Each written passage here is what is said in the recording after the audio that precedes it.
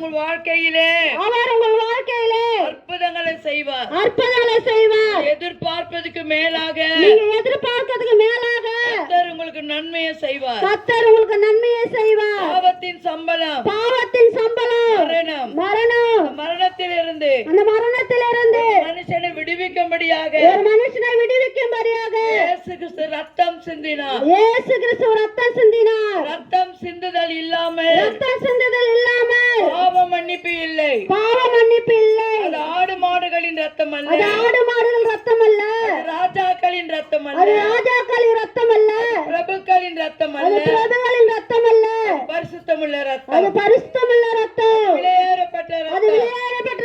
அதுதான் இயேசு கிறிஸ்துவின் ரத்தத்தினாலே நமக்கு பாவ மன்னிப்பு உண்டு. பாவத்திலும்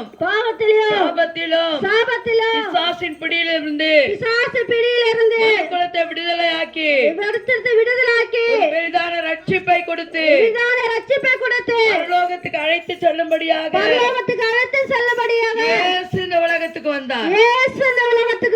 அருமையான தேவ ஜனங்களே, மனம் திரும்புங்கள்.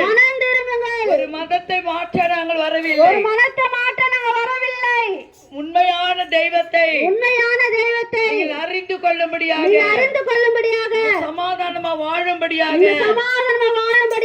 பரலோகத்துக்கு வரும்படியாக வேளையிலே நற்செய்தி உங்களுக்கு அறிவிக்க வந்திருக்கிறோம். தேவ ஜனங்களே, திரும்புங்கள். பரலோக ராஜ்யம் சமீபமா இருக்கிறது. இயேசு சீக்கிரமாக வரப்போகிறார். அவர் உங்களையும் எங்களையும் நியாயம் விசாரிப்பார்.